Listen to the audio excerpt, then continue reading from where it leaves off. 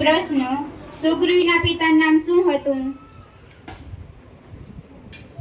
આરતી: વૃક્ષરાજ. રામ રાવણ યુદ્ધ કેટલા દિવસ ચાલ્યું હતું?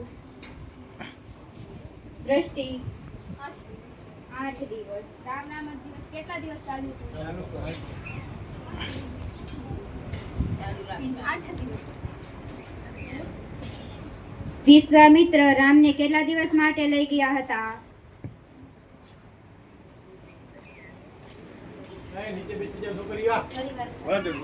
વિશ્વામિત્ર રામને કેટલા દિવસ માટે લઈ ગયા હતા? અંજલિ: 10 દિવસ. મહર્ષિ કશ્યપની પત્નીનું નામ શું હતું?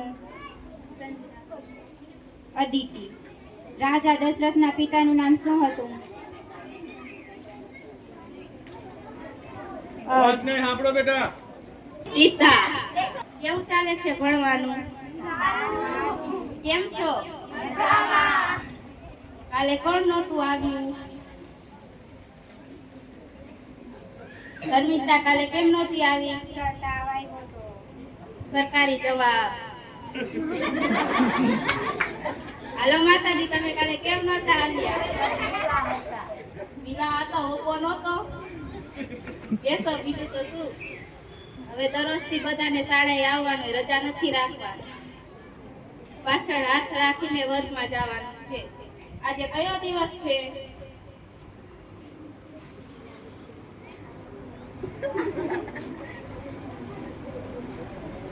આજે 30 એપ્રિલ એટલે આયુષ્માન ભારત દિવસ છે. ભારત સરકાર દ્વારા શરૂ કરવામાં આવેલ દિવસ છે. આર્થિક રીતે સહાય મળે તે સરકારે આર્થિક રીતે સહાય મળે લોકો માટે સહાય કરવા માટે ભારત સરકારે એક યોજના શરૂ કરી હતી.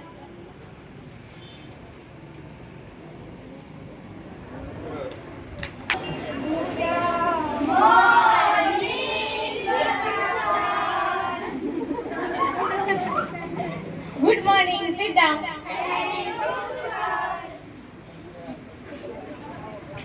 હાજરી પુરાઈ ગઈ?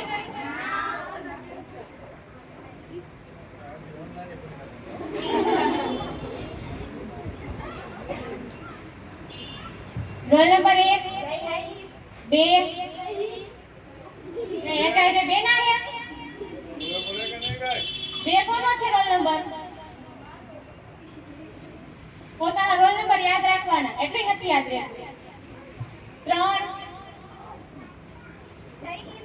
તારો 1 અને 3 બંને છે?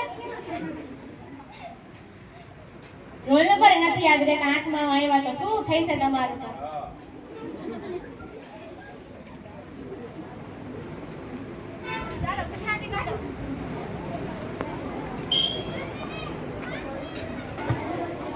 કયો પાઠ છે?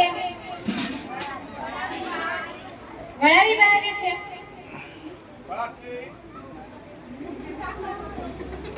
સાકરનો શોધનારો પાઠ છે. કયો પાઠ હોય છે આપણે કોને ખબર છે?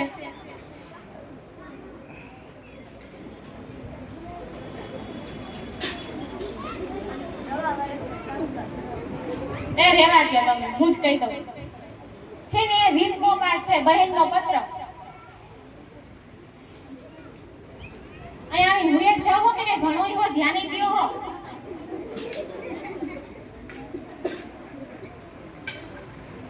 ચાલો, તો આપણે કાલે જોયું હતું કે કેવી રીતે અનન્યા પોતાના ભાઈને પત્ર મોકલે છે અને કહે છે કે માતૃભાષા છે ને એ આપણને ગળથૂથીમાંથી મળે છે. અને આપણને એને સમજાવ્યું હતું કે વૃક્ષો કેવા કેવા પક્ષી બધા આકાશમાં ઉડે છે, બધા વૃક્ષો અત્યારે વસંત ઋતુ આવે એટલે બધા ઉપર ફૂલો ખીલે છે, એવું સમજાવ્યું હતું ને? હા, આપણે કાલે જોયું કે એના ભાઈને અનન્યાને એના ભાઈને અભિનંદન આપ્યા.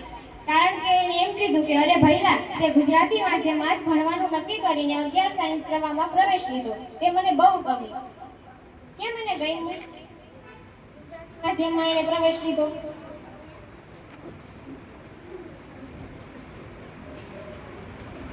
કારણ કે ગુજરાતી આપણી માતૃભાષા છે.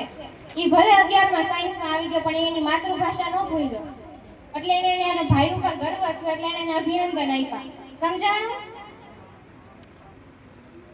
તો પછી આપણે જોયું કે આપણે ગુજરાતી ભાષામાં કેવી રમતો રમતા, ઓલા વાક્ય ખબર હોય, અને ડાબેથી માત્ર કે જમણેથી બંનેનો અર્થ એક જ નીકળે. એના દ્રષ્ટાંત લઈ લીમડી ગામે ગાડી મળી, એનું ઊંધું કરો જોઈએ. પછી જારે બાવા જાર બારે જા, નવજીવન મળ્યાળમ.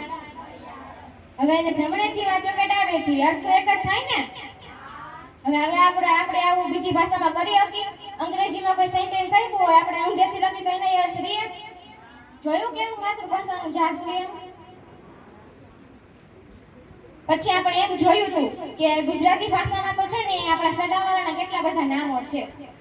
માસા માસી, દેર દિયાણી, દેરાણી, મામા મામી, ફોઈ ફુવા, બહેન બનેવી. આવા અંગ્રેજી ભાષામાં આટલા શબ્દો નહીં હોય છે. એ પછી આપણે એમ જોયું કે ગુજરાતી ભાષામાં તો છે ને પશુઓના અવાજ પણ છે. જેમ કે ભેંસ રેંગે છે, ગાય ભાંભરે છે, બળદ બાંગડે છે, શિયાળ રડે છે. આવા બીજી એકેય ભાષામાં એવા શબ્દો નથી કે પ્રાણીઓ બોલે ને નામ હોય. તો જોયું આપણી માતૃભાષામાં કેટલું બધું રહેલું છે. આપણે છે ને આપણી માતૃભાષા ક્યારેય નહીં ભૂલવાની. ભલે ગમે એટલું ઊંચું ધોરણ ભણી, ગમે એટલું જાય, આપણે આપણી માતૃભાષા નહીં ભૂલવાની.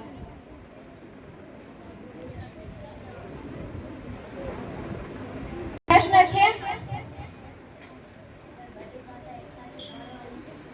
ના, એવું ન હોય. બધી ભાષા જાણવી જરૂરી, પણ બધી ભાષા એક આયરે નહીં ભણવાની. એક આયરે ભણીને તો ક્યારે એમ થાય કે આ એમ ગાંઠિયા લેકર ગછન છે. એવું નહીં કરવાનું કે બધી ભાષા નડું નામ લે. સમજાઈ ગયું? તો કાલે છે ને આ પાઠના અભ્યાસના પ્રશ્નો લખીને પાકા કરીને આવવાના છે. અને જો નહીં કરીને આવ્યા તો કંવાર આવશે. શાંતિ રાખજો, હમણાં અશ્વિન લેક્ચર આવશે.